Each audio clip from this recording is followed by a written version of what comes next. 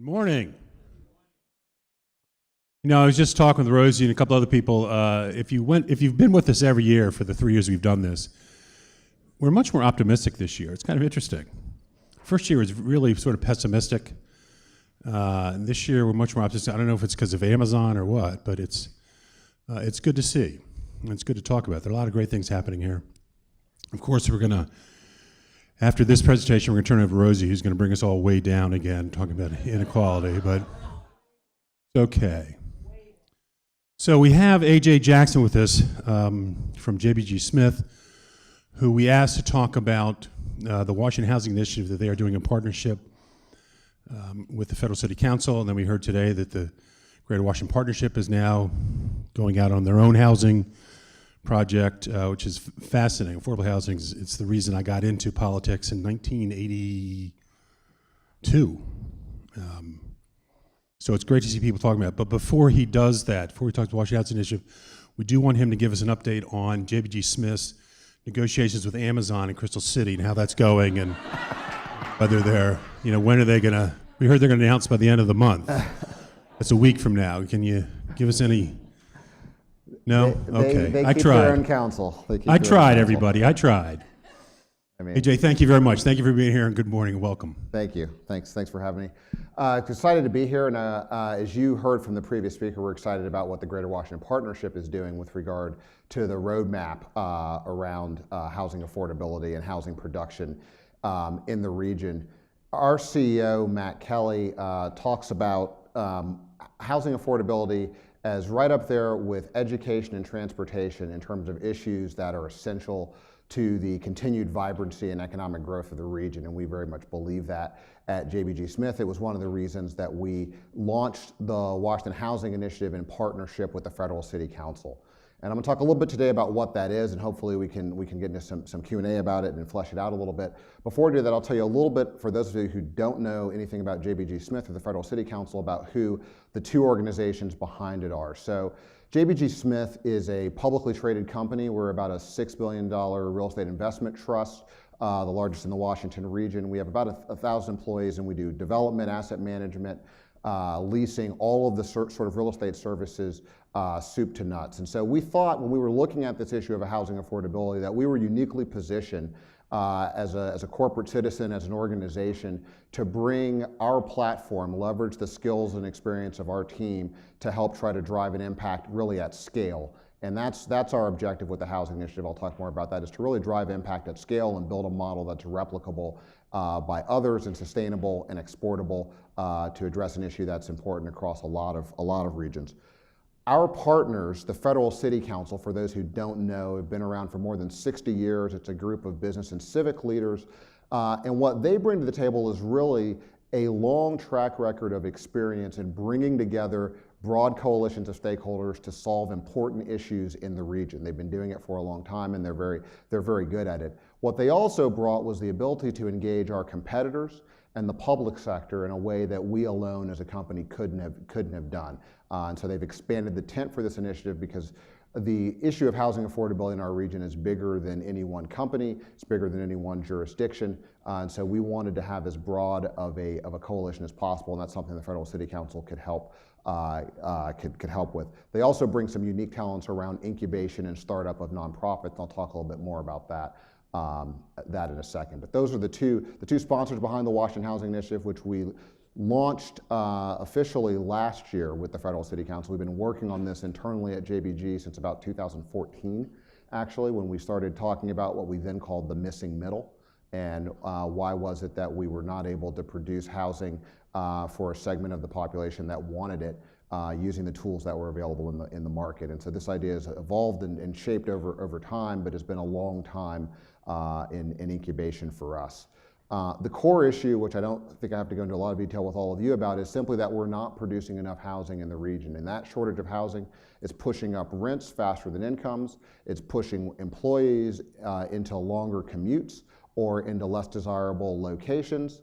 And it's especially acute, it's acute across all levels, but it is especially acute for a population that makes too much money for the traditional affordable housing programs that cap out at about 60% of AMI, and not enough money to be in well-located, what we call high-impact locations around the region.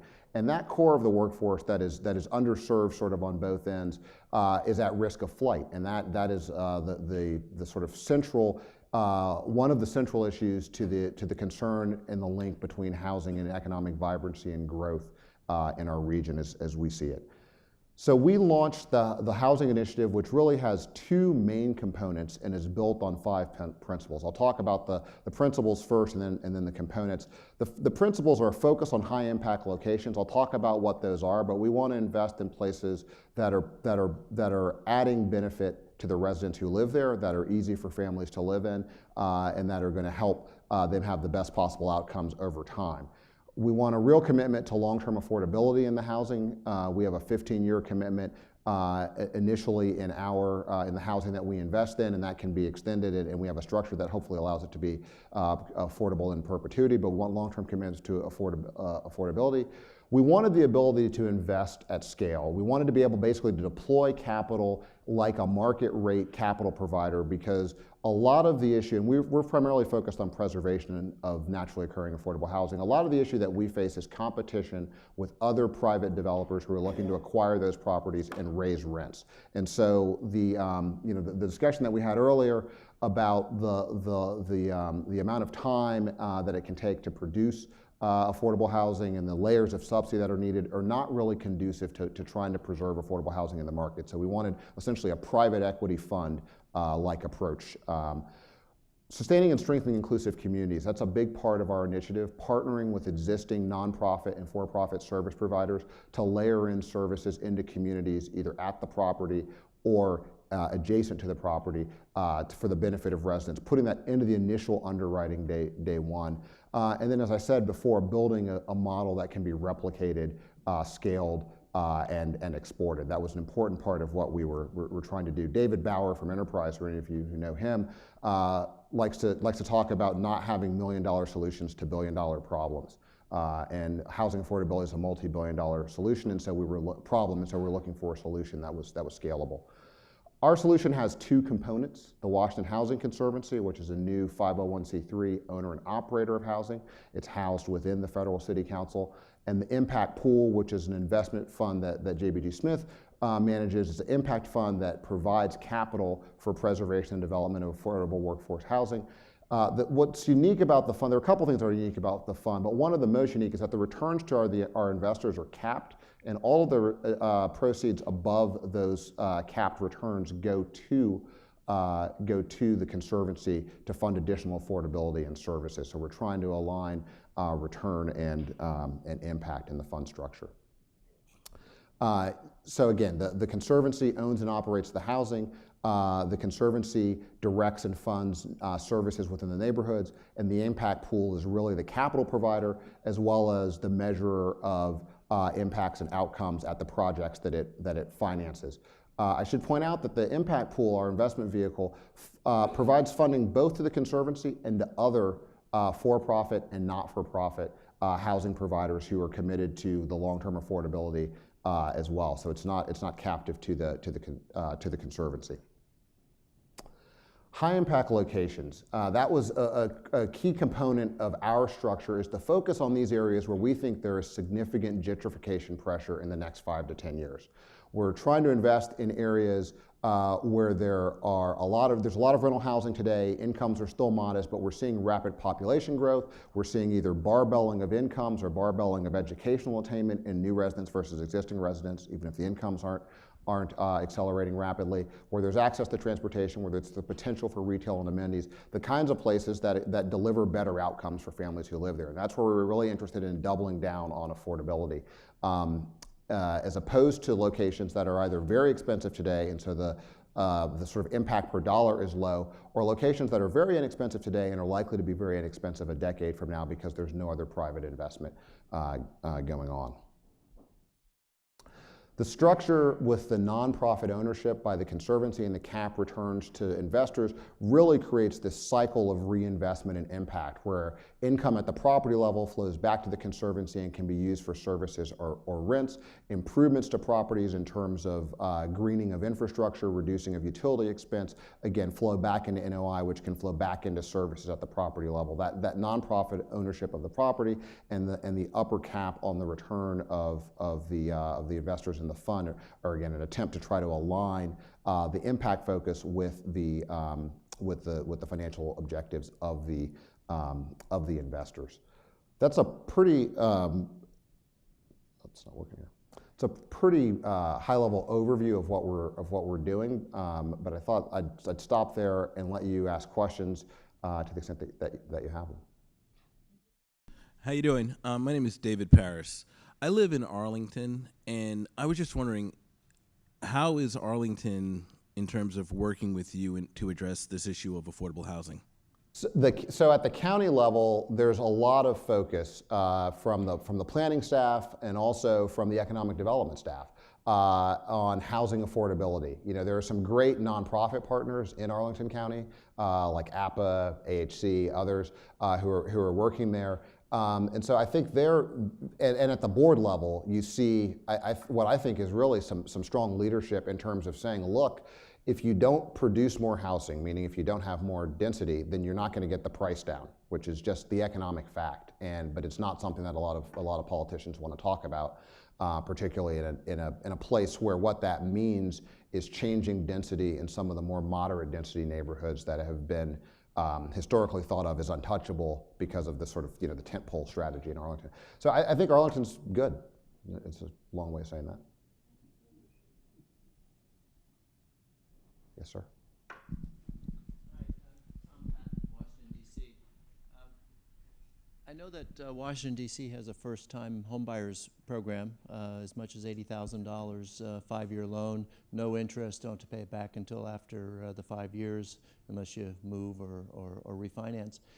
Does that move the needle at all in providing opportunity to low and middle income homebuyers? And are Virginia and Maryland doing similar things, or is that a drop in the bucket to the larger issue which you're addressing? Prior to joining JBG Smith, I was with a development company called EYA, and we did a fair bit of workforce and mixed income housing. That was my specialty there. So the Home Purchase Assistance Program in the district, Arlington, the City of Alexandria has a similar program. I'm not sure if Montgomery County has a program. They do help individual home buyers, but it is not at scale. And that's true of those programs.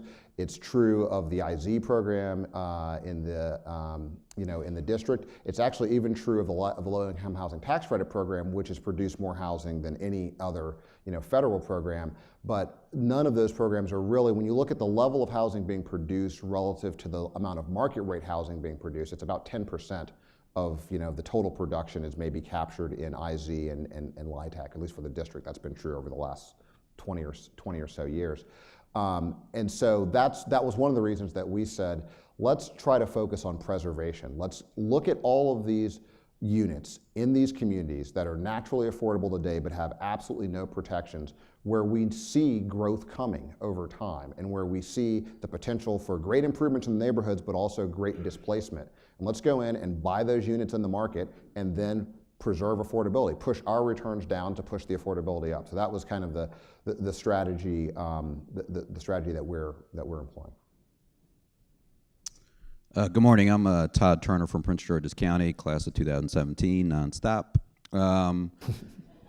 I also serve as vice chair of the county council. My chair is here, Danielle Glaros. We just completed a draft study, comprehensive housing study in Prince George's County. We're actually getting public feedback as part of that. And so I saw the map of the areas where you're concentrating on, and I'll be honest, this is the first time I'm hearing about that, and we've gone through a 1.5-year process to talk about our needs for housing. Obviously, most people traditionally think Prince George's County is more affordable than other parts of the region, and we want to take advantage of that opportunity. So I guess my question is more, and I also happen to serve on the board of directors for the Washington Council of Governments, And so we just adopted a resolution just last month talking about meeting the gap of housing in the region. And I see, obviously, the partnership in their presentation earlier today and yours. I like the emphasis on that, but I think what we have to make sure is that we're working locally as us as policymakers to be able to implement and for us in Prince George's County afford some of the things that our regional partners are able to do that we're not able to, but we want to take advantage. So that would be my focus, is maybe we can bring you in along those lines, even though it's maybe a regional perspective, to talk to see how we implement those things on a local level. So yeah, we would welcome that, and we've been talking with the two directors who were tasked by COG with sort of taking the next step on the recommendation, Helen McIlvain and Polly Donaldson, about that work. Yes, ma'am. Okay. Would you say a little bit about the money you've already raised for this initiative and the kind of prospects you're looking at, as well as how that money is going to be distributed jurisdictionally? So that's a good question. So we are taking a raise between $100 and $150 million. JBG Smith itself is investing $10 million in the impact pool. We've raised. Well, we're in the midst of the fundraising process right now. Our expectation is to do a first closing towards the end of this year at about $40 to $50 million, and then to continue raising money as well as deploying capital next year, do the final closing next year. We've committed as part of our partnership with the Federal City Council to invest 50% of the impact pool in the District of Columbia in opportunities there, and then the rest is really as we see opportunities around the region within those, the locations I talked about. And that map, which is on our website, is illustrative. We actually look at high impact locations on a census tract by census tract basis, but that map gives you a general sense of where we're looking. Hi, I'm Cathy Seibert from ASPAN, and I too am from the class of 2017.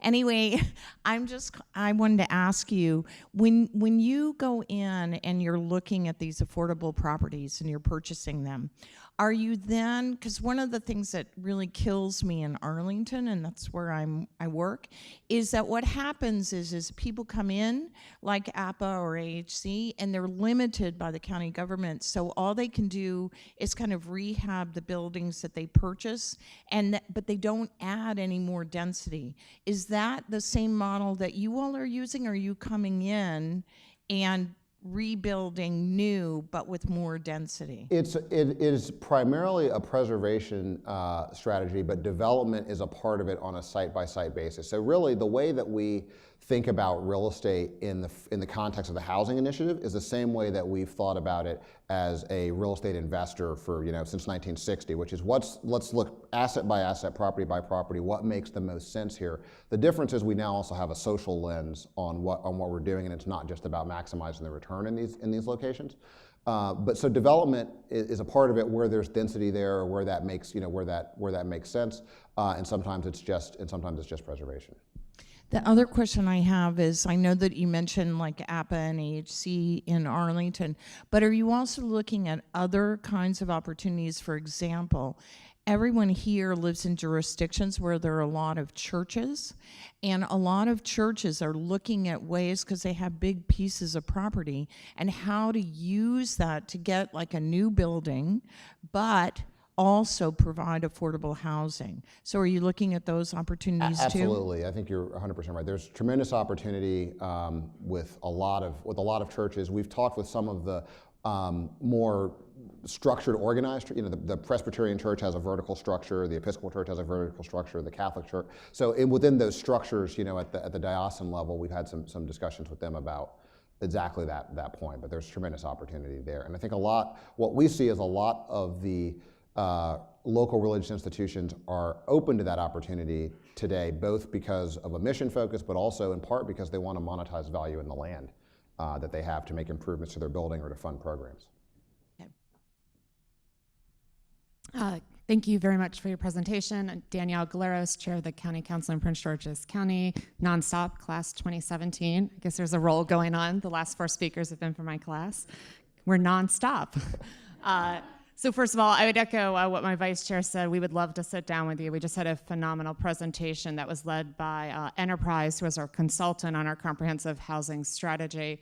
And then I have a personal commitment, having 9 of the 11 Purple Line stops in my district. So this one has been pretty front and center.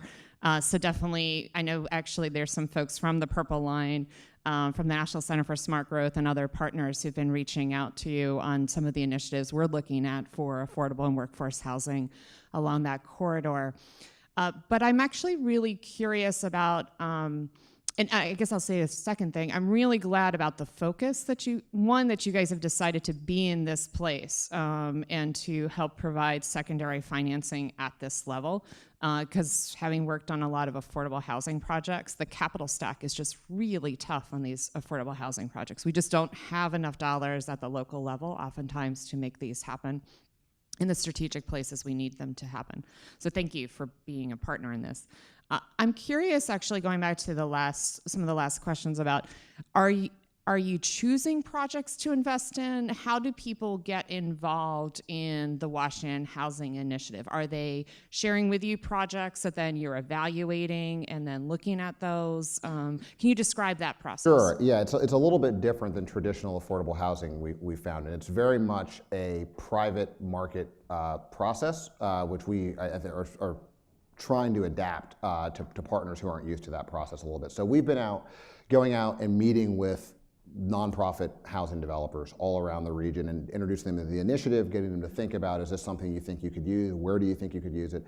Also talking to for-profit developers and talking to local officials. So that's one way. The other way is we are actually proactively, in all of those high-impact locations, we're actively proactively looking at opportunities there and trying to identify properties that are at risk of sale or likely to go to sale, or just things where we think there's an opportunity to really preserve some affordability, and then going at them from that perspective. So it's both a push and a pull, but it is what's a little bit different than what I think a lot of our nonprofit partners are used to is it is a open rolling funding process. We have an investment committee for the impact pool, which I chair. You bring us a deal, we underwrite it, we make a decision, and we invest in it. There's no NOFA, there's no sort of windows of funding.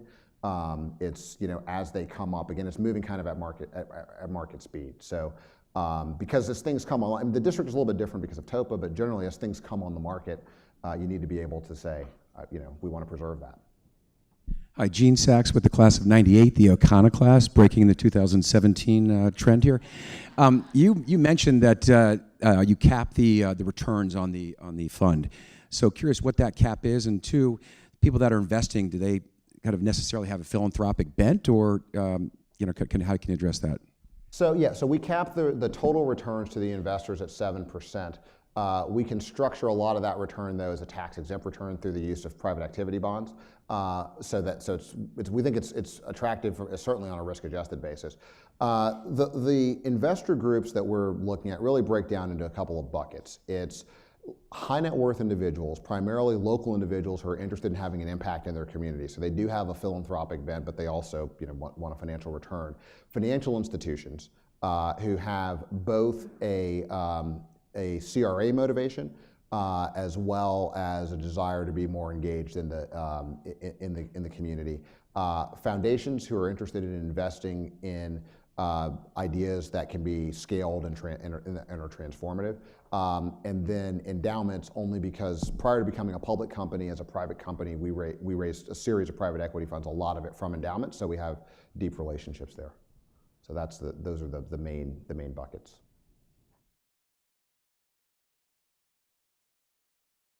Have you purchased any properties yet? We have not purchased it. No, we're going to start purchasing next year. We have a development site actually that was donated to the Conservancy in DC that we're working on in partnership with another nonprofit. But we'll start purchasing properties next year. And where's that? Where's the site? It's in Shaw. And are the local, as a nonprofit, I don't really sort of remember all the tax mechanisms, but are the local governments looking to assist you in terms of providing tax abatements? So, well, that's a great part of a pledge to keep it. That's a great question. So, in the District of Columbia, there's a statutory tax abatement based on certain levels of affordability and nonprofit ownership. It would be great to have that statutory abatement on those or similar terms in the Maryland and Virginia jurisdictions, but it doesn't exist statutorily. It does in DC. What we have had conversations with some of the local governments about is participating in designated investments in their area, either through the impact pool or through local nonprofits. A lot of the Virginia jurisdictions essentially have local nonprofits that they fund that we could then partner with. But yeah, that statutory property tax abatement is a huge advantage that we would love to have other places. So Danielle and Todd, you've got a thing to add to your housing. Anyone else? Hey Jay, thank you very much. And Thank you. You've got you're a little ahead of schedule, so if you really want to talk about the whole Amazon thing in Crystal City, we got time for that. It's clearly the only and best choice. So I don't know what more needs to be said. Great, thank you very much. Let's hear it again for AJ. Thank you. I got to say, it's really nice to see all this activity around housing. The Greater Washington Housing Leaders Group that RAG's involved with Gretchen and David at Enterprise, class of 2009, primetime 09. You go ahead, Gretchen. Oh God, sorry I brought that up. Anyway. Initiative that I didn't talk about, which is called the Stakeholders Council, which is really a way for leaders, both public sector, private sector, all across the board, to get involved and provide input to both the Conservancy and the impact pool. And David is a member of that group, so we've been working closely with him. He's been a tremendous help to us. Thank you very much. Thank you. Next, we have Rosy Allen Herring from the United Way, and LGW has done almost sort of a year-long series on racial equity and race and racism in the region in partnership with the Washington Regional Association of Grantmakers. We had a 6-month series on that, putting racism on the table. We did a trip to St. Louis looking at, I sort of called it Racism Now, but looking at all Ferguson and everything that led into play for what happened in St. Louis and some of the disturbances that they had there. And then we just finished a 4-day bus tour of civil rights sites in the South, which is very, very moving. So we're looking at perhaps doing that again next year as a way to offer that to our members, because it was such a great trip. But racial equity, racial inequity has been a big part of this year for us, and we want Rosy to come and sort of talk about her views on that in the region and give us some suggestions of where we go from here. So Rosy, thank you. Thank you. Thanks, Doug. So good morning, everyone. Good morning. I have the pleasure of bringing you down. No, in my other life, I'm going to be a professor. But, when we talk about the regional inequity, out of all of the facets that's been discussed today, it's really demonstrated that as a region, we really have great opportunity, but also we tend to believe that we've been somewhat insulated from everything that we've heard that's happening. I heard some of the questions around unemployment and the like, and what's happening in Dallas and other places compared to what's happening here in Washington, D.C. And because of that insulation, I believe sometimes we have been somewhat asleep, if you will, around whether or not we are a truly inclusive and an equitable society. How many of you believe that we are equitable? It's a trick question, I know. We are equitable, but do we have an equitable society? All right, no hands. You're right, we don't. What I want to share with you is just a couple of slides, and it's somewhat, again, historical, if you will, because I believe that in order to be able to talk about our region's inequity, we have to go back a little bit in terms of history. Because of institutionalized policies that we have and things that have happened sometimes even 100, 150 years ago, that's how we got to this point. If we don't understand how we got here, we don't know how to get out of it. So when you look at even just racially from a black-white perspective, and we do know that our Latino brothers and sisters, as well as our Asian and Pacific Islander brothers and sisters, also have inequity as well. When you look at it, the ratio of wealth has decreased. You would have thought back in the 1800s, it would have been, totally insignificant or zero. And so when you look at it now, in terms of where we are, even at that point to 1910, and we do have more recent data, you can see how that's been an issue for a while. So it hasn't been equitable for a long time.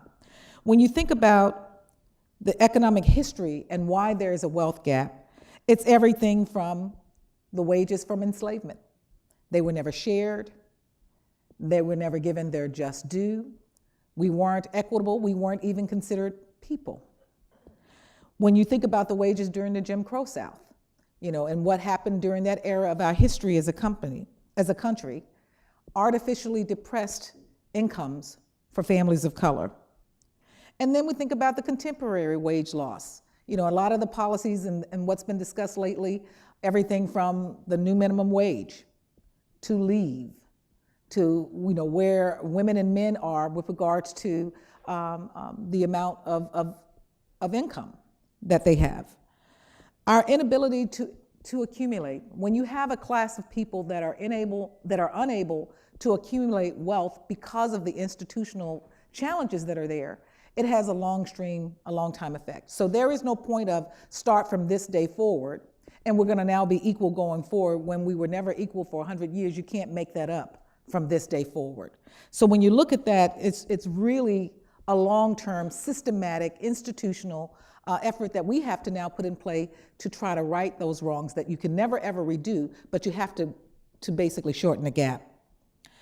We think about historically, if you've ever heard Dr. Julianne Malveaux speak, and she's a little bit more radical than I am, and she talks about where there was wealth. If you're in the African American community, there is a big, I think, discussion that is being held around integration and whether or not it was good or bad. Now, in the course of talking about equity, you would assume that it was good. But there are some in the community who feel like it was bad. Why? Because as a community, and African Americans, and we see it now with a lot of our Asian communities and the like, and what's happened in San Francisco. We talk about historically what's happened in Tulsa. We talk about historically what happened with Rosewood in Florida, where there were communities of African Americans or Asian Americans, and they basically, that dollar from that income stayed in that community. It also meant, from an affordable housing standpoint, and housing is you're speaking to me. I spent 21 years at Fannie Mae before going to United Way, so housing is who I am. That stayed. So when you had the plumber living next door to the doctor, it didn't matter because the dollar stayed there. The plumber, the doctor, the shoe shine, the dry cleaner, all of the services were in that community. And then when integration came, those services left. Those who could got out. And it's the same thing. I live in Prince George's County, and we know that we are a majority minority county, but at the end of the day, we do have many of our Caucasian brothers and sisters who have chosen to stay, and those that didn't go when they talked about white flight, primarily on the heels of Brown versus the Board of Education that came in that was supposed to equate the education opportunities for children of color. When we think about the inability to participate, where many of the periods of economic growth, certain populations were just not able to take advantage of them. Again, when we look at the Homestead Act of 1862, many of us now understand what that means in terms of owning a home. But when you were not able to own a home or you weren't considered a citizen, you couldn't take advantage of it. So again, there was a period of time until African Americans began to be counted that they could take advantage of those too. When we think about land grabs, again, it's the part of our history as a country that we don't like to talk about, but over 75 million acres of land were taken from Native Americans. 75 million acres of land. That was 10% of all the continental US land that was there. For African Americans, 270 million acres of land that were accumulated post-slavery when we're talking about Reconstruction. And again, I don't want to give you a history lesson, but I want to basically engage you in a way that's going to make you hopefully think, and I can see the faces. Oh gosh, I see the heads nodding, I see the shock, but hopefully that's going to engage you to think about when we talk about solutions. So again, as we continue and we think about where we are, again, legislation, institutional knowledge, labor, income taxes, economic expansions driven by electricity, all of those things that have happened over time. And we've talked about how we progressed as a society and what happened, when we were able to look at all of the new innovations that were coming. That was the new next thought leadership solution of that day. But what do we need to do? We need to think about our public policy. We need to think about our laws. We need to think about where we're going as something as simple as the 2020 census, to really understand who we are as a country and where our public policy really lies. So when we think about it and we talk about where we are and why we've gotten to this point, and I know it's a downer, we do have some opportunity to celebrate some things too. Oh, wait a minute, we're going back. So at United Way of the National Capital Area, we are a data-driven company as well. We are philanthropic in what we do, we're mission-driven in who we are, but at the end of the day, it has to make sense and we need to understand it. So when you look at this data, and it comes from a series of studies that we do that's called ALICE, and ALICE is just an acronym for Asset Limited, Income Constrained, but Employed. And it says, basically, when you look at the data, for us as a region, where we are with all of the jurisdictions that are pretty much considered the Washington MSA, we look at poverty, we look at it across a couple of different spectrums, and you can see it's pretty interesting when you look at the data. Washington is indeed one of the highest income areas in the country. So again, back to that initial thought that somehow we were insulated from the challenges that are happening. We were insulated because we had this wonderful thing called the federal government. And as we have now become less and less dependent on the federal government, that means we're going to be out there in the water swimming like everybody else trying to figure it out.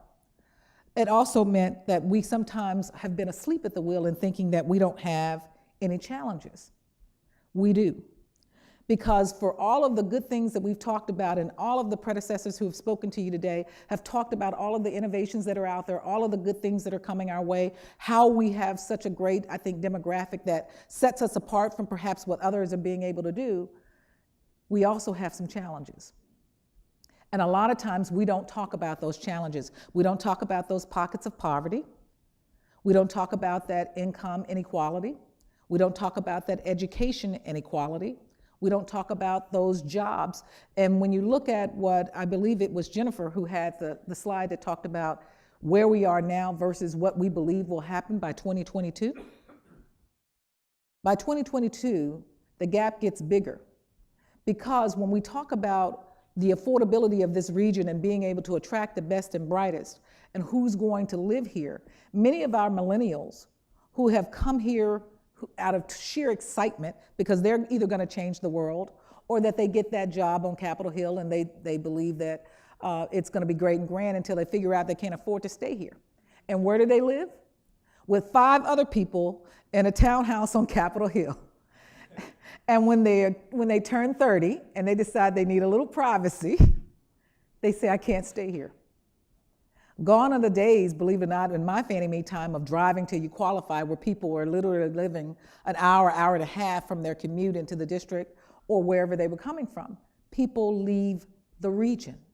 And so if we don't deal with this as a society and as a region, we're going to lose that talent. But you know what you're going to be left with? That pocket of poverty that we forgot about, ignored, didn't think that we needed them. Why? Because they're not leaving.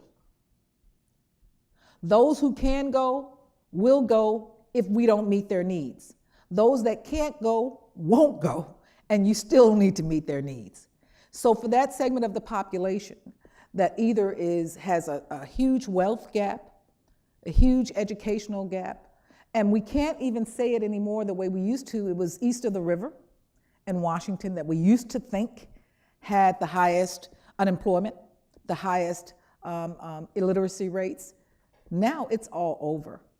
It's no longer Prince George's, where we assume that that's where the affordability lied because that was the bedroom community and everybody could afford to go there.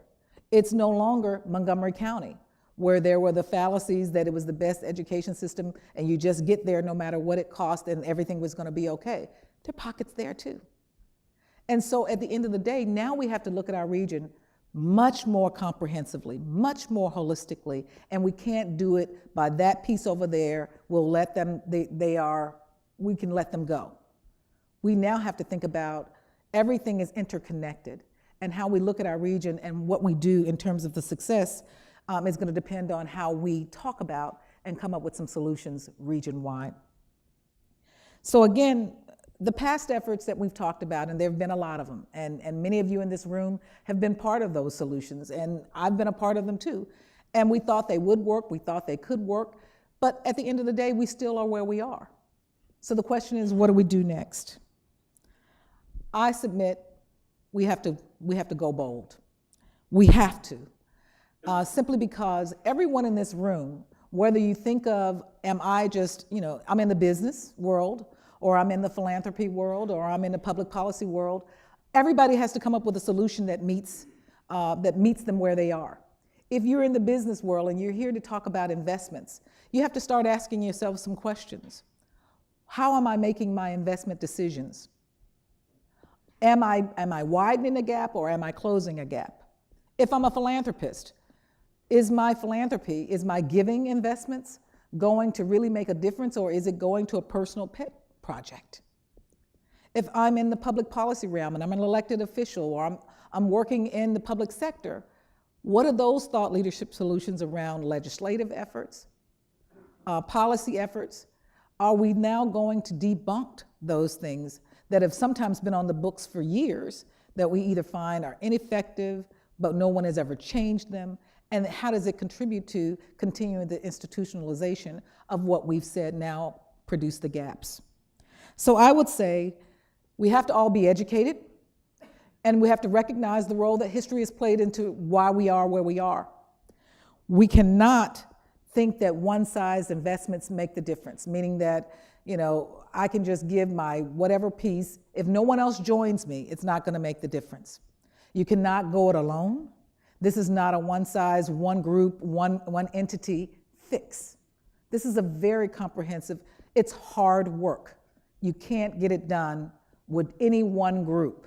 So my good friends over at JBG and what they're doing with the Federal City Council recognize any one of them could have been off on their own saying we're going to tackle affordable housing. Not going to work, because there isn't enough resources. Your United Way, as good as we think we are, we can't do anything without a partner, because no one entity has all of the questions, has all of the answers. We have to focus on the programs that really advance the interest of minority people. Again, it's the group that's traditionally been disenfranchised, so in order to deal with the gap, you can't start from here, you have to start from there, but recognize that the institutionalization of what was there can't be made up overnight, but going forward, as long as you keep that in your mind, you'll have an opportunity to try to bring something to the table that we think will move it forward. Think about it, from financial literacy to education, business incubation. When we talk about a lot of the startups that we want to do, Washington is a very good, I think, venture community, if you will. When we think about those venture ideas, who's funding what? How do you get to them? It was a question about, how do we talk to JBG about their social innovation fund and how we deal with those types of things? Where does it come from? We have to have those conversations as well. Business development, when you're out pitching, when you're out raising money, when you're out looking for the next new investor, how are you talking about how your work will then try to right-size some of the inequities that are out there? That needs to be part of the solution as much as you talk about the return that you're going to get that investor as well. When you have those types of conversations, then it speaks to saying not only are we looking for the return only from those who can afford it, we're looking for the return because then we ensure that there's not a group that's left behind. Educational assistance. When we talk about education, this being one of the highest educated communities in the country, it's there because we have a lot of transplants, but it's also there because we have at least eight significant universities that are in our midst that bring 50,000 students here over the course of a year. That are we leveraging? Are we utilizing? And I was happy to hear the question, I don't know where it came from, was someone was asking how are we engaging our university system? That's a huge asset that most jurisdictions like ours don't have. So if you ask yourself the question in your line of work, at your respective company, doing what you do every day, if you ask yourself the question, does this work, does this investment, does this policy improve or worsen racial equity, then I think you're on your way to finding a solution once you're able to answer that question. Does it increase or decrease income or the wealth gap? Again, when you think about the Washington area, there was a recent study in USA Today that said that Washington is indeed home to some of the highest paying jobs. Again, we talked about 50% of our adults at least have a bachelor's degree. Many have much, much more. Our veterans, we have more returning veterans here than anywhere else in the country, partly because we have the Pentagon. But again, when you think about that as an opportunity for us as a region. Homelessness, affordable housing, it's real. The city's homelessness population has decreased because we've tried to put some things in place, and many of the working groups that you've heard about today are really and truly trying to do work around, eliminating or at least serving those who are at risk of becoming homeless. And according to the Urban Institute, again, DC has traditionally, since the 50s, been a majority African American city, but that has steadily shrunk. The black share has fallen from 70% in 1980 to 61% in 2000 and 51% in 2010. Many of the district's residents, and I know we're talking about the region, but more than a quarter of DC's black residents live below the federal poverty level. And if you know anything about the federal poverty level, you know it's really, really low. So when you have a huge population that lives that way, in an environment that we've talked about even professional people can't afford, what do you think happens? The gap gets bigger. When we think about poverty rates, Black and Hispanic childhood poverty is 38% and 22% respectively. Childhood poverty rates for many of our Caucasian brothers and sisters is almost zero. There's a 7% poverty rate for whites compared to 22% for blacks in our region. But for children, from almost 0 to 38%, or even in the middle at 22%, that's a huge, huge disparate difference. Financial well-being, white households have a net worth of almost 81 times that of an African American household. Net worth, 81 times. I know your mouth fell open. It was like, yeah, it did that for me too. So when we think about it, the typical white household in the District of Columbia regional area had a net worth of about $284,000. Black households, in contrast, had a net worth of about $3,500. $284,000, $3,500. All of this manifests itself not only in terms of where we work, where we live, how we live, but also think about it from a health perspective. At United Way, we look at things from 3 strategic pillars: education, financial stability, and health. Everything we do will fall into one of those categories. So when we think about health, you also have to know that this region is also home to some of the largest percentages of chronic health challenges that are facing our community. Many of the chronic diseases are, of course, disproportionately impacting a minority community more than others. Everything from kidney disease to diabetes to high blood pressure and all of the challenges that come with that. We're sort of kind of an epicenter. When we think about maternal and infant child, more of our children, more of our babies die than perhaps anywhere else in the country. Again, we don't talk about it, we don't think about it, because generally we assume, aren't we doing pretty good? Every speaker before you has told you that we are doing very well. But I don't know about you, I'm not waiting for 2022. I want you to think about what you can do.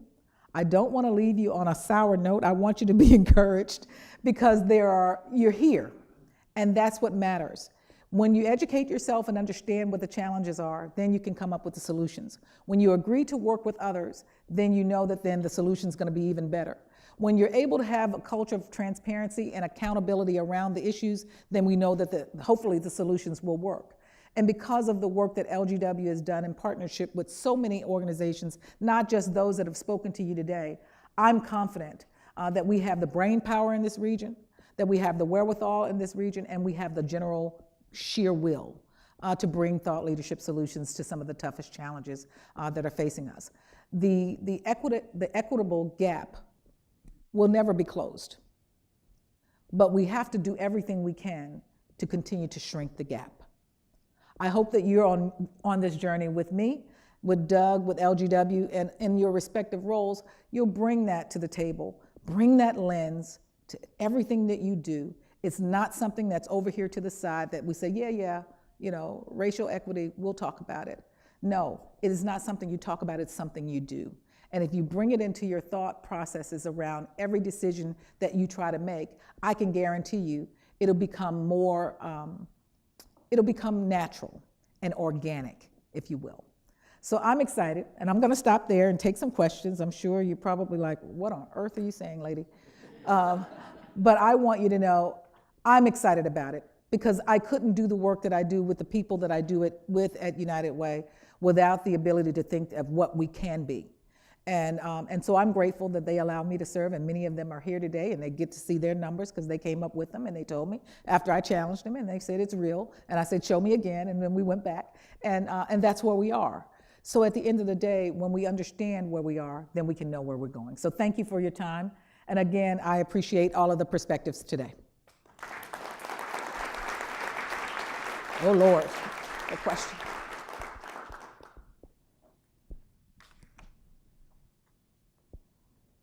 Hi, I'm Bob McCartney from the Washington Post. Looking at HQ2 and given the virtual certainty that we're going to get it.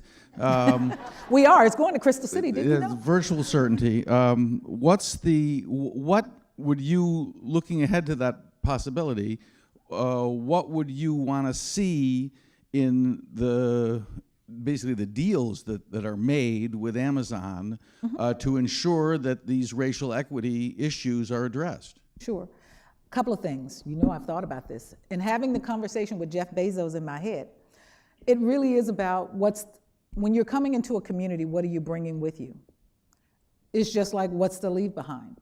So when you look at the jobs, because it's been promised that it's 50,000, 100,000 jobs, or 50,000 jobs at least $100,000. So that says we're looking at higher order, higher thinking jobs. You're going to have to deal with the unemployment gap for those who may not be able to get to those jobs. You have to have some skills jobs. So when you're having a partnership with universities around certifications and the like, because every job won't be so high thinking. And so it's a matter of what's the commitment in order to be able to talk with that segment of the population around job training, workforce readiness, and what does that look like in terms of that particular job mode.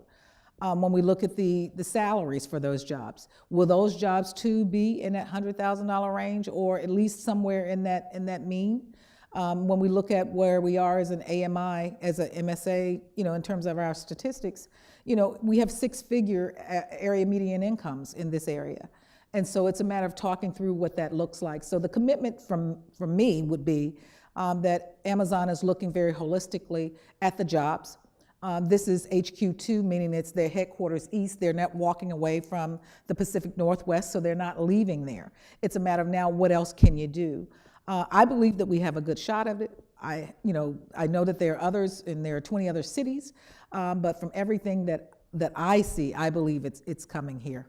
Don't quote me, please. I know you're the Washington Post, but I would ask more of the questions around the types of jobs, and whether or not we can bring a segment of the population that traditionally have not been able to get the jobs that have been here because they are high-paying jobs, but they're not the jobs that people with either low education status or low literacy are able to achieve. So it's that part of society that hadn't been able to take advantage of the success we've had as a region. Yeah. Rosie, first of all, thank you for, I'm Pinky Mayfield, Chair of the Board at Great Leadership Greater Washington in class of 2001, and I represent Graham Holdings Company. You know, we are so, first of all, thank you. We are so grateful that you are at the table representing our nonprofit community. I want to take you back to the days of Washington being the center of the pockets of poverty. And how there has been some dispersion of that you talked about.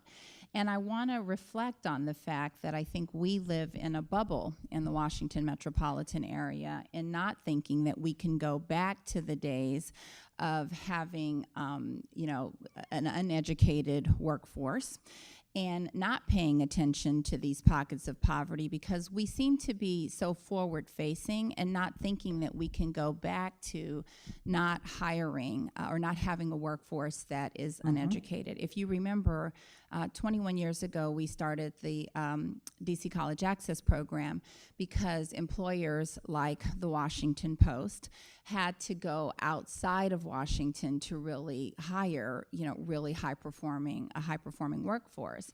And if we don't pay attention to this affordable housing crisis, this mass exodus of labor that you're talking about will leave us with, you know, again, these pockets of poverty that we're not thinking about. And, you know, if we don't continue to focus on these pockets and educate these kids and make sure that they have jobs that they're prepared for, you know, we're going to be left with a workforce once again that we had 21 years ago. So I want to chat with you for just 2 seconds about making sure that we address, and not just the Board of Trade, but I'm concerned that COG, the Federal City Council, and the Greater Washington Partnership are all working in conjunction to make sure that we address this affordable housing crisis, first and foremost, and then second, these pockets of poverty around educating our children to ensure that they are too participating in this economy so that they are prepared for the jobs that are coming. So a whole lot in that, and you know, ditto to some of it, to much of it. And you're right, it is about having the conversations. I think that in forums like this, and generally my role for the last 2 years had been sort of kind of to wrap up the forum. Now Marty gets to do that, and good luck in making sense of everything that you've heard. But at the end of the day, what we've begun to do as a region is have more regional conversations. You know, before it was very sort of kind of, I'm out in Maryland, I'm in, you know, Virginia, and I'm in DC. And they were just very distinct conversations. And even though we knew in our heart of hearts that, you know, one can't win and the other one lose, because too many of us recognize that we really truly live in a regional society. I mean, people cross state lines like water here. It's nothing. In most jurisdictions, when it's a city, at best a county, a municipality, that's sort of kind of it. You know, you sink or swim in that realm. We're very unique because we are a regional society. We're technically 3 states that are so close and so interconnected that our success is really incumbent upon everyone being successful. So when we talk about even something as simple as HQ2, you know, even though we know we have, the district has sites, Montgomery County has a site, Northern Virginia has a site, it really doesn't matter. If any one of those sites win, we all win. But we have to be able to have the regional conversation. So I think what we have evolved as a business community is to having more of the regional conversations around what we need to do together. And I think that there are lots more collaborations to come. I certainly believe that we can't do it without it. I think gone are the days of the competition, because again, we can't survive that way. And I think it's been demonstrated without the federal government as the savior of all that was happy, you know, with this region, we have to collaborate. So I don't see a time where we won't have to do that. And if we don't do it well, we will be left with the problems that we had before, but probably at a much more exacerbated level. Thank you. Rosy, I'm Donald Dunn from Leadership Greater Washington Class of 19 and Georgetown University Medical Center. Thank you for your insight. what would you say are the 2 or 3 actionable items for us around our health disparities, particularly around chronic diseases such as cancer, where we have a higher death rate with our health disparities? What 2 or 3 things should we be thinking about or doing? Well, without, in full disclosure, I serve on the MedStar board. So I will, which is Georgetown Hospital. I will tell you, I think it's looking at, when we look at the disparities that we have in terms of what we, deal with, those chronic diseases, the cancer levels that are out there, I think it's really being able to compete for the best talent that brings, that I think significant thought leadership to those issues. I think we have to collaborate across the board in terms of where the solutions come from. If Georgetown has a program, GW doesn't need the same exact program. We have to be able to say across the spectrum, we have covered the challenges, but you do this very well, you do that very well, then let's bring it all together and know that we've covered the community. And I think that then it has to be bold where the investment has to be made. If you don't decide to make the investment, none of the thinking will ever come to fruition, because nothing can be done without the investment. And the investment is not always just dollars. It's people, it's resources, it's connecting for you, Georgetown, with the university in partnership with the medical school and the hospital that's there. It's bringing those very organic and natural collaborations together and being able to really know that we're all in it together. And as long as those solutions and what we think are the wins are wins for everybody, I think then that's the only way you're going to get everybody to stay at the table. They may come to the table, but getting them to stay and seeing themselves in that work and seeing success for them and the perspective that they bring, I think we have to find those win-wins for sure. So thank you. So Danielle Galeras again, council member in Prince George's County. Rosy, as always, thank you for your thoughts.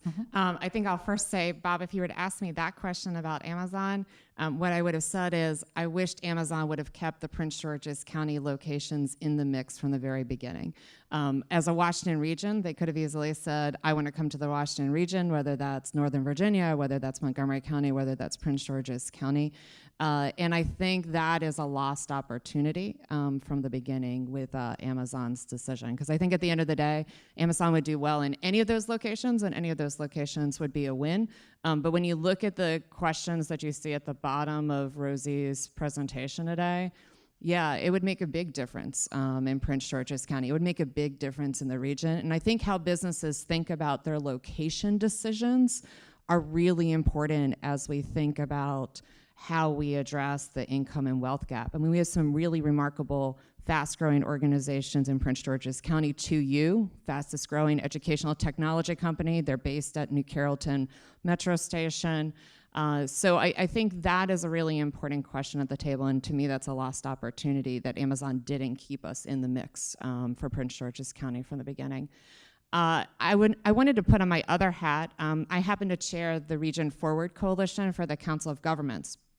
And so many of you may or may not be familiar with Region Forward, but feels like almost 10 years ago now, the region put together some targets around prosperity and accessibility, livability and sustainability. And one of the things as chair this year we've been doing is taking a look back at those targets and putting an equity lens to those targets. And I would just challenge all of us in the room to do that in all of our organizations and in all of the work that we're doing or the boards we're sitting on. The one thing that struck me when I took over as chair for Region Forward is when I read the prosperity targets. I mean, they were incredibly flat. I mean, I think, back in the day, we just didn't think about equity in the same way that we are having this conversation in this country and in this region today. But when our prosperity targets back then were things like sustain an annual 1 to 3% increase in the number of new jobs. We've been doing that, but as we all know, I think that's been very inequitable. It's sustain an annual 2 to 4% growth rate in gross regional product, annual rate of growth in median wages, increase the rate of students graduating from high school, improve vocational training, 2020, the percent of population over 25 with a bachelor's degree. Those were all fine goals, and find targets. But at the end of the day, I think if we really answer the questions that Rosy is challenging us to at the bottom of her presentation, those really, we could succeed in all of those and still leave behind, as Rosy has pointed out, high pockets of poverty in all of our communities. So I'm really glad that we are doing that as part of Region Forward this year with the Council of Governments. We are going to be proposing some new targets to come, probably still many months out. But I think actually all of us can take this presentation you've put together and move it forward in all the work that we're doing. So thank you so much for speaking today. Thank you. Absolutely. Absolutely. There was one, oh, two more. One in the back. And then to Katie.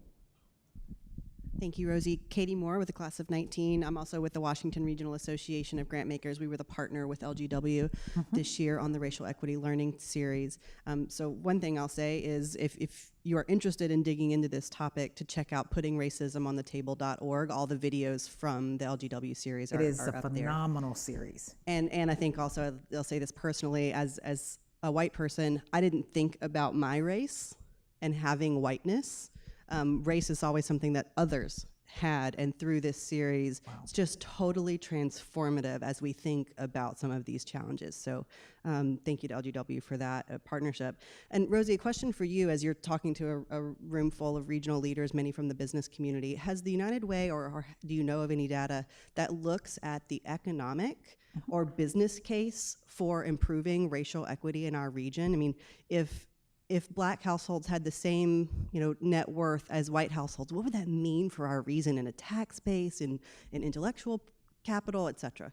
Oh, I love that question, and thank you, Katie, for asking it. I was just literally last Thursday and Friday with a group of my United Way colleagues, literally from across the country, who were talking about just that. And there have been great examples. United Way in Louisville, believe it or not, has done a phenomenal job of sort of kind of thinking through what that equity lens looks like. United Way of Southeastern Louisiana, which is really New Orleans, they too have then put a great deal of work into this. United Way in St. Louis has also put a great deal of effort behind there. So there are any numbers, and again, they're from different demographics with different trains of thought. And when we share the partnership and what's been done by RAG, starting back at the beginning with John Powell, they're amazed. And so we did have, in the midst of that gathering, there were other colleagues from other United Ways in Nebraska and Sacramento in the capital region of California, who said, we have work to do, because they hadn't even thought about it that way. And so when we think about it, most United Ways now are shifting away from what you knew United Way to be. Most people say, oh yeah, United Way, isn't that the $50 per pay period, tax deduction that goes to the local charity that I want to give to? And it's like, yeah, they can do that, but that's not who we are. It really is about impact. And now what you have are many of the United Ways deciding to say, we're gonna just stick with one issue. We're gonna either deal with poverty. Milwaukee is dealing with, believe it or not, teen pregnancy, because they figure all of the economic indicators of becoming a parent too young limits what a person can do over the course of time. So they put all of their eggs in that basket. And Detroit, it was all about high school education rates. And here in the District of Columbia, what we call our community commitment, which is a 5-year, $12.3 million investment that we've committed, and now we're in year 4 of that, and we were quiet about it because we said, let's just do the work. When we looked at education, financial stability, and health, education, for us, everyone was counting high school graduation rates. And what's sexy is early childhood, because everybody loves to see the kindergarten hanging on to your knee. No one was talking about middle school. Middle school is where not only you have the hormonal changes that come with being a middle schooler, it's also been the determinant of whether or not you're going to be successful, and most people don't think about it. It's not just reading at 3rd grade. And when you look at counting and checking, are you workforce ready or are you college or career ready in high school, and you start tracking that in the 11th and 12th grade, most dropouts occur in the 9th and 10th, your numbers are skewed before you even begin to count it. So we decided to go to middle schools. And there are 12,000 middle school students across this region that are in what we call Title I schools. That's where, of course, there's a high propensity for free and reduced lunch and all of the challenges that come with being a community where that's a challenge.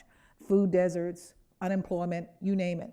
And we said to our board at the time when we were coming up with the community commitment after 357 community conversations around what are the challenges that are facing the region, that we were shocked that everybody came back with education first. We thought Maryland was gonna have one set of priorities, Virginia was gonna have another set, and DC was gonna have another set. Everybody said education first.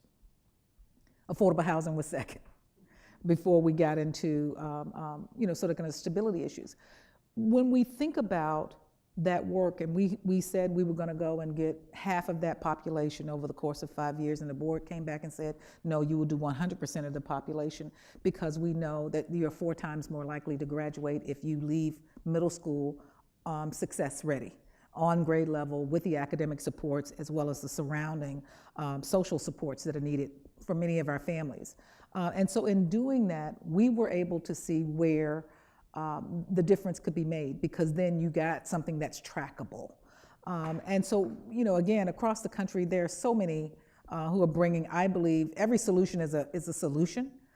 It's just a matter of how effective is your solution. It's much more if you can add it with someone else's. So yes, lots of thinking has been done. Those are just a few of the examples, but certainly look forward to talking to you more offline as well. You were so patient, I'm sorry. Oh, thank you so much. I'm Nikisha Neal-Jones, class of 18, making a scene. Just wanted to say we're here too. My question was really, you spoke several times about how this is bleak. I really wanted to ask, have you seen any promising practices that's really looking at strategies, especially when we think about affordable housing and employment for some of those communities that might have targeted, concentrated poverty, that are working, whether it's here in our region or in other places that we might look at adapting? Absolutely. A lot of times we certainly talk about increasing the level of income in communities by bringing new people in. And I think that the market is doing that naturally. So it'd be great to hear about other strategies to work with people who don't have mobility. Sure. And I don't want to go, we can talk offline, but there are lots of success stories and best practices that can be benchmarked with what we're doing. And some of them are here, believe it or not. Having the conversation around the Washington Housing Initiative and the partners that are coming together that traditionally were go it alone. Jack mentioned that I do serve on the board of the Greater Washington Board of Trade, and that has traditionally been sort of kind of a go it alone kind of organization. And now to know that in partnership with the Greater Washington Partnership, with the Federal City Council, to talk about really how do we collectively tackle some of these challenges, everything from transportation to workforce to education. There are a lot of good models that are out there that we can certainly share. And again, there are some that are across the country that we can share as well. And when it comes to affordable housing, as I shared before, in my time at Fannie Mae, really dealing with that across the country, there are some good models. And it just depends on where you are based on the type of challenge that you're looking to resolve. Seniors, believe it or not, people think that affordable housing is no problem for seniors, but in the sand states, I would be in Florida, I would be in Nevada, I would be in Arizona, where seniors were losing their homes because of the reverse mortgage challenges that were out there, where we weren't educated. And what we had to do, but who do we partner with? AARP. Because it was a trusted source for seniors to be able to have those kinds of conversations, using their call centers to call seniors and say, do you know your rights, or do you know what this means? And so it's just a matter of having those types of, I think, collaborations that make the difference. So lots of good stuff that we can share for sure. Rosy, thank you very much. Thank you. Wonderful discussion.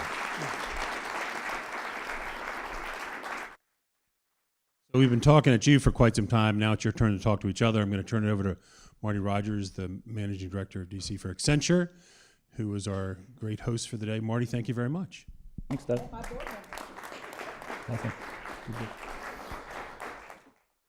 Okay, so as Doug mentioned, this is our chance to get to know each other a little bit better and to talk with each other about some of the things that we have discussed today. But in order to kind of liven up the room a bit and get us going and get us started, because leadership is all about, number one, realizing that you have power.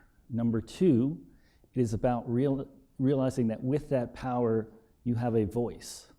And then number 3, the question becomes, do you have the courage to use that voice, and for what, and for whom, including those that are not in this room. So with that, let's use our voice and get started. So I'm going to ask this side of the room to stand up. Can I get a couple of mics, please?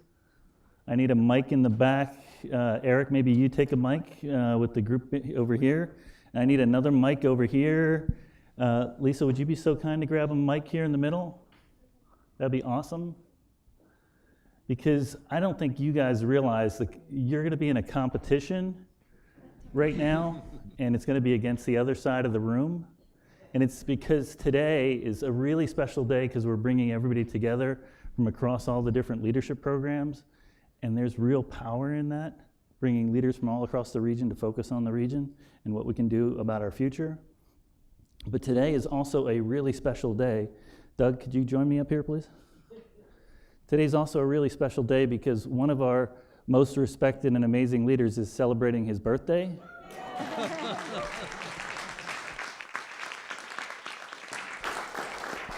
So Doug is going to decide which side of the room has a better voice.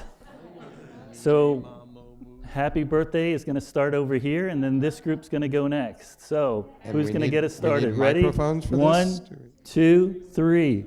Happy birthday to you. Happy birthday to you. Happy birthday, dear Todd. Happy birthday to you. Woo.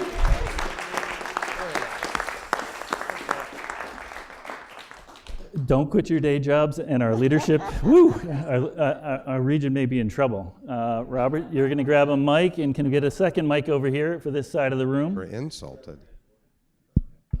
Tony, I don't even know Tony. He's going to grab a mic and stand on up. Everybody on this side of the room. Doug, you get to choose, again, who our winners are. And this, we've been talking about innovation all day. You guys could improvise a little bit, you know. Can we improvise on this side? Yes, you can. Let's sing the Stevie Wonder version. Everybody All right, we're going to do Stevie Wonder's version. Very nice. All right, here we go. Okay, you guys ready? On 3, 1, 2, 3. Happy birthday to ya. Happy birthday to ya. Happy birthday, happy birthday to ya. Happy birthday to ya. Happy birthday. Woohoo!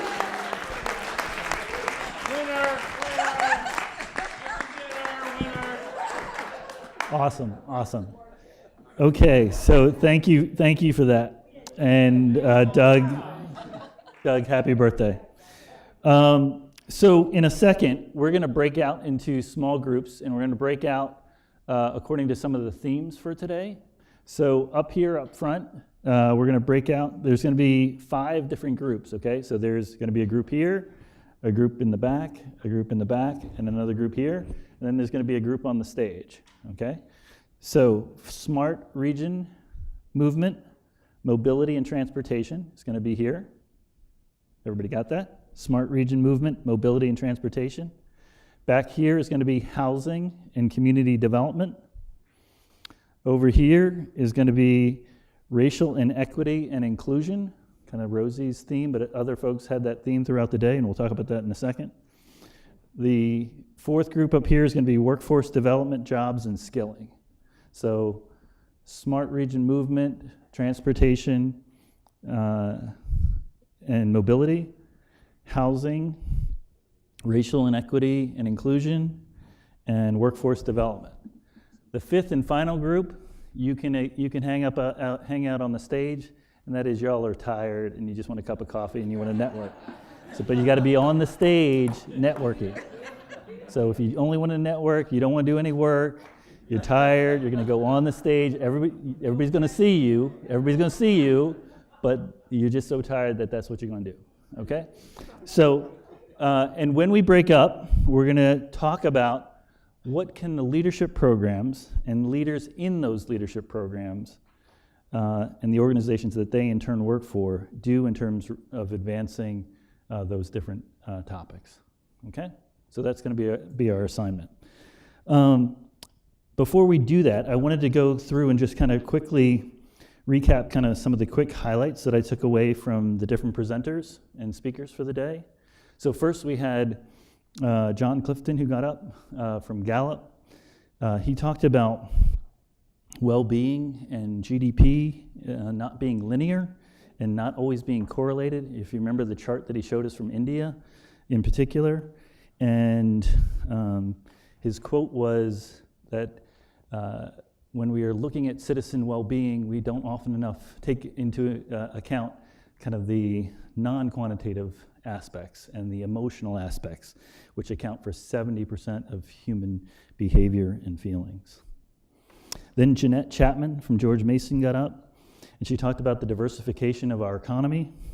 And basically she was saying, hey, we had a rougher patch. We're coming out of that rougher patch, but we're still not, we're kind of middle of the pack, right? We still have a ways to go if we're going to try to accelerate. And right now we're growing at roughly the national average, but how do we break out of that to grow a little bit faster? But it is a good thing that we're diversifying away and not exclusively dependent on the federal government. And then she also talked about the fact that one of the positive signs around the diversification to more private sector jobs has been that some of those have been in higher quality, higher paying jobs. Next up, Jack McDougall got up from the Greater Washington Board of Trade. And Jack talked about the dramatic transformations, technology and otherwise, political, demographic, that were shaping our country and our world and our region, and how fast that change was occurring, and how disruptive that change potentially portends for the future. Talked about smart grid, smart skills, health and food security innovations, and different pilots leveraging nonprofits and government. He also used this term quadrillion. I don't know what the heck a quadrillion is. Does anybody know what a quadrillion is? It's a lot of zeros, right? But anyway, I got to look that up later on. And then Jennifer Kaplan got up from Greater Washington Partnerships. That was a really cool presentation, thinking about the region from Richmond up to Baltimore. Thinking about this region as being the third largest region in the US and the seventh in terms of the broader global economy. And then how do we accelerate, similar to the first conversation, how do we accelerate that growth rate to go a little bit faster? She talked about both mobility as well as having a conversation about workforce development and the need for skills around workforce development. AJ then got up and talked about social impact investing, driving impact at scale, being sustainable and replicable across multiple regions, that we aren't producing enough housing to keep up with our growth, and that the jeopardy that we face when rents are rising faster than incomes. He also really importantly talked about, and this will be good for the breakout groups, how do we get to a double or a triple bottom line? He talked about it in the context of environment, social, but also economic. Then Rosy got up and she was worried that she was going to depress us. I think she challenged us versus depressed us, hopefully. And I think it's a really important thing for us to salute both Leadership Greater Washington, but also the Association of Grantmakers as well. Again, as I talked about leadership, it takes courage, right? To step up to the mic, to tackle tough issues. And if leaders can't have tough conversations, we can't have that expectation that others outside this room are going to have those tough conversations too. So really want to salute Leadership Greater Washington and the regional grant makers for having those courageous conversations around race and inequality. So I looked to what she suggested as really a challenge for us about how do we become more inclusive. And I think it's important, right, that she wasn't the only one that talked about inclusion as part of her presentation, right? When Jack got up and talked about, well, why do we want to be a smart city? It was because we wanted to be more inclusive in terms of our growth.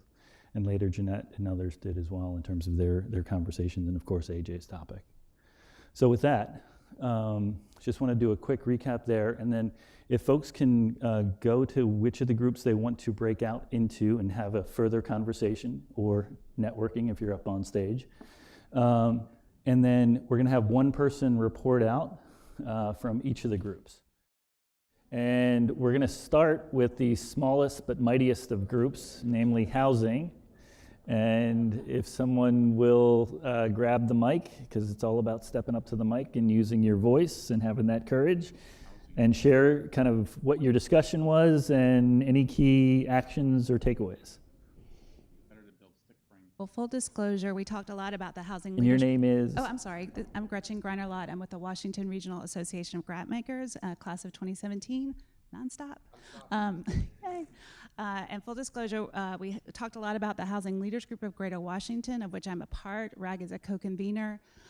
And just talking about some of the work that we've been doing over the past few years and some of the recommendations we have to support all the jurisdictions around the region in the work that they are doing, as well as all these different initiatives to bring new and more capital to housing, just like the JBG Fund, but it's not the only thing in town. There are other initiatives in the works or already out there, and I think they all have a place and they all have an audience, and so that's really important, and I don't think they're necessarily competing against one another. They're all working towards the same goal of getting more housing here that's affordable and available across the spectrum. We also talked about those folks who are kind of do the NIMBYism thing, saying I don't want the housing here, in my neighborhood. I want to keep it the way it is. And so we just talked a little bit about zoning codes and legislation, but also a major communications campaign that the Housing Leaders Group is hoping to do to really get out the message to all sorts of different people and all different audiences about why they should be concerned about and supportive of housing along the entire spectrum, that it's a we, not an us and them kind of situation. Cool. Anything else? Anything else from that group? Anybody else want to chime in? Okay. They set a really high bar, really high bar. Next, a round of applause for that group. Can we then get the mic to the workforce group over here? They can figure out who's going to take the mic.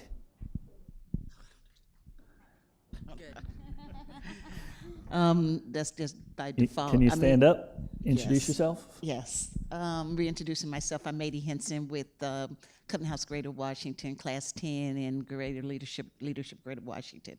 And we were at the workforce group. Honestly, we were probably just getting into the meat of the conversation, but I think some of the themes that came out of the process, one was that, Amazon should not just be looked at as the it, that this is a conversation and an opportunity for every organization, corporation to be engaged when we're talking about looking at solutions around workforce and bringing everybody onto this process. I think we did also talk a lot about the integration, the need to better integrate what's happening in education as well as the workforce piece. So they're not two separate entities, and I think traditionally that's what's happened.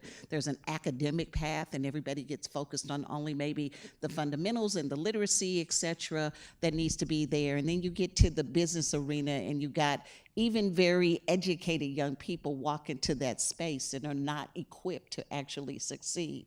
So it is a better understanding of what the needs are at that point, integrating some of that into the educational arena, but also looking at opportunities of being non-traditional. Does everybody need to have, as an example, someone said, a 4-year degree, or is there a certification that would allow them to walk into an organization and move into that track and be highly skilled and effective? So I think it was just opening up the door to recognize that there are lots of great opportunities. Technology is opening up new opportunities, but some of it is expanding our thinking about what does it mean to really be a part of a workforce solution in a community with very low unemployment, and yet there are individuals that are there that can't figure out how to get into the process. Awesome. Anything else from the workforce skills group? Any other comments? All right, let's go up to the first group, Smart Region Mobility Transportation. Round of applause for them. Jake Brody, class of 2019, brand new, rookie with a few of us in here, and also with Accenture.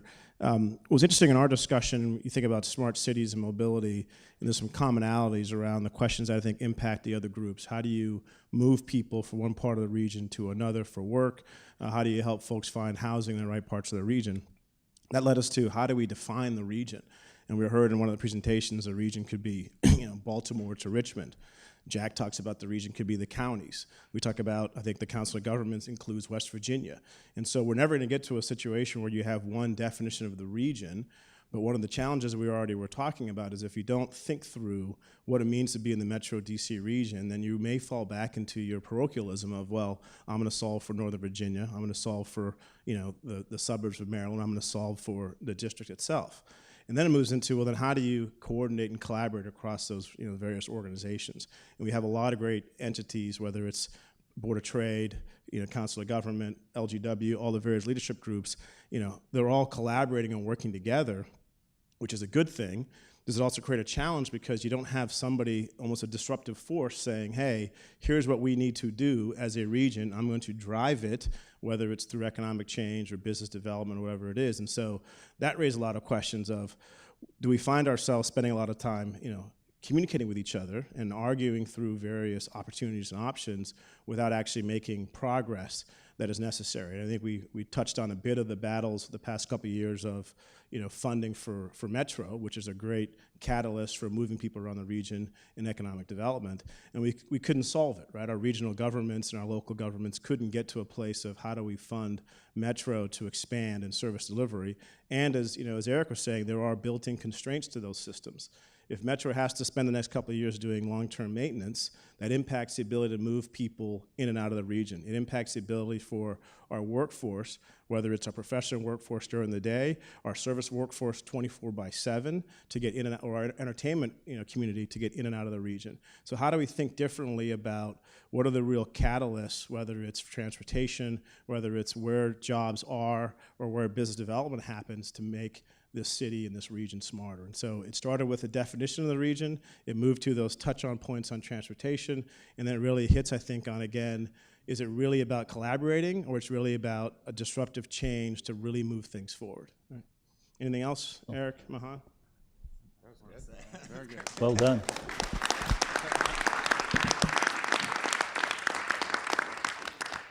And last but not least, do we have a mic back here? We do. And the mic is right on the table. Oh, you already have one right here. Great, perfect. I'm sorry, I was looking at that one. All good. I'll start. Dave Paris, class of 2017, nonstop. All right. We had racial and social equality and inclusion. And one of the things we talked about was basically that it was more of a lens that really affected everything. Affordable housing, transportation, where you live, and where you work. So it really kind of transcended everything, and it was really about the conversations that you have to have, and they have to be everywhere, and a lot of times they're uncomfortable, and you kind of have to go outside of your maybe core group to have these conversations.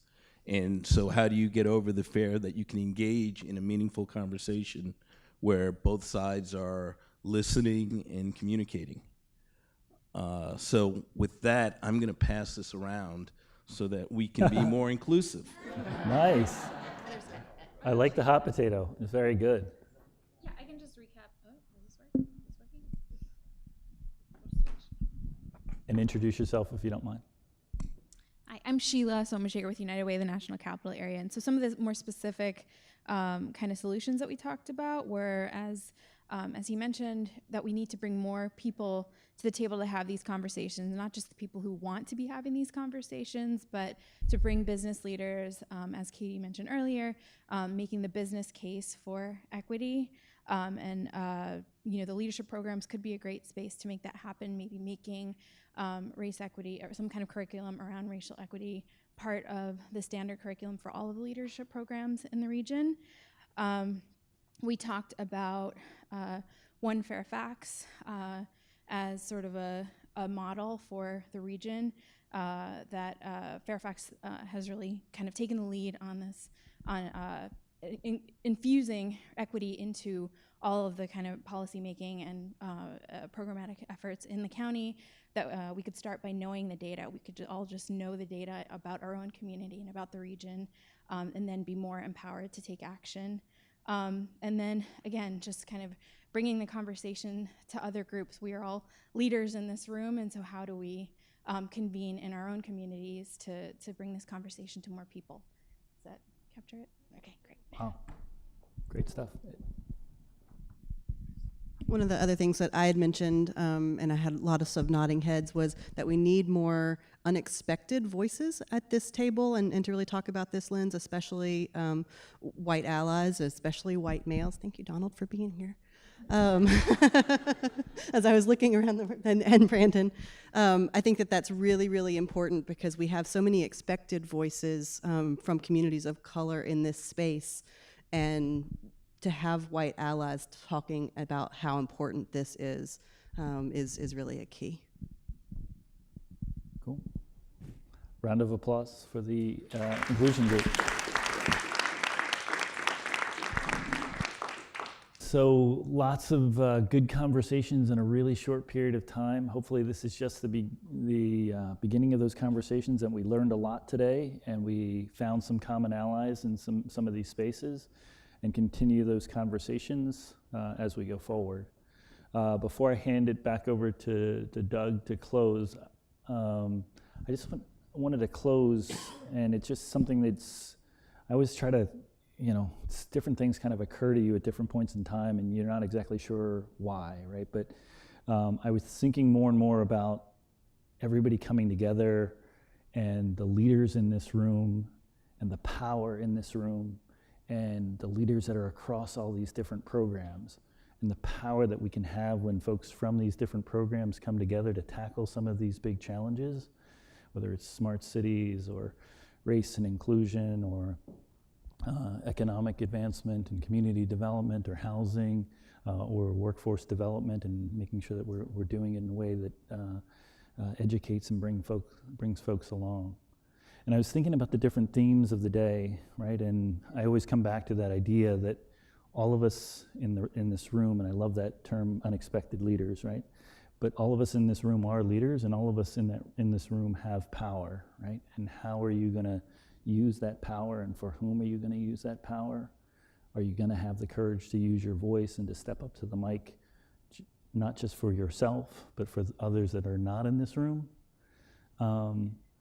And as Rosy was talking earlier, I don't know if she's still with us or not, but as Rosy was talking earlier, one of the things that occurred to me with all of these different themes, I was thinking back to a really powerful story.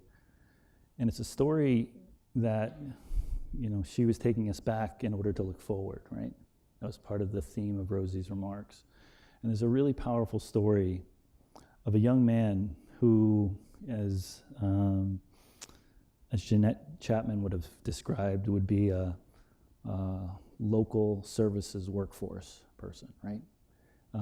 He's a 17-year-old busboy, and his name was Juan Romero, 17-year-old busboy. And this 17-year-old busboy was working in a hotel roughly 50 years ago.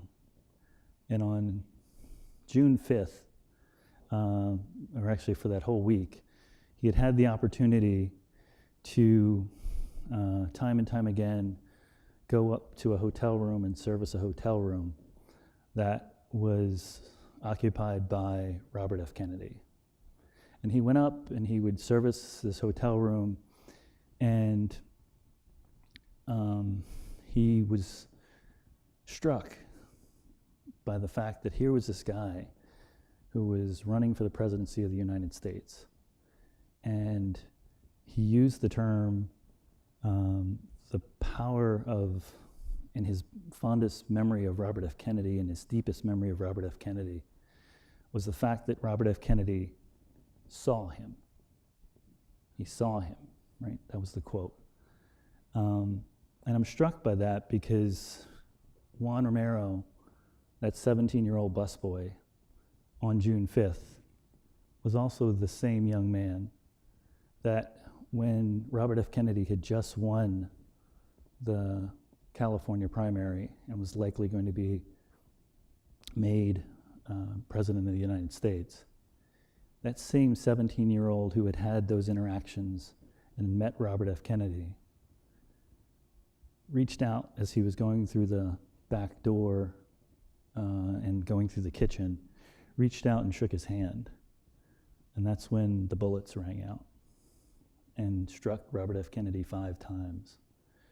And as that occurred, and if you look at the photos, that young 17-year-old is literally holding Robert F. Kennedy in his arms as he is about to pass, right? And the thing that strikes me the most is he never talked about, even until recently with that 50th anniversary, the final words that Robert F. Kennedy shared.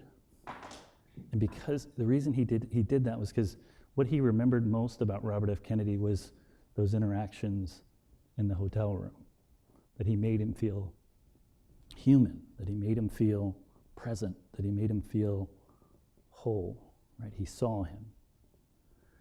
But Robert F. Kennedy's last words, according to Juan Romero, was really powerful. He said, "Is everyone else okay? Is everyone else okay?" And if you pause for a second, ultimately the crucible of leadership is that question. It's not about you, it's about everyone else. So as you go back out as regional leaders, let's ask ourselves that question. Is everyone else okay? Thanks a lot.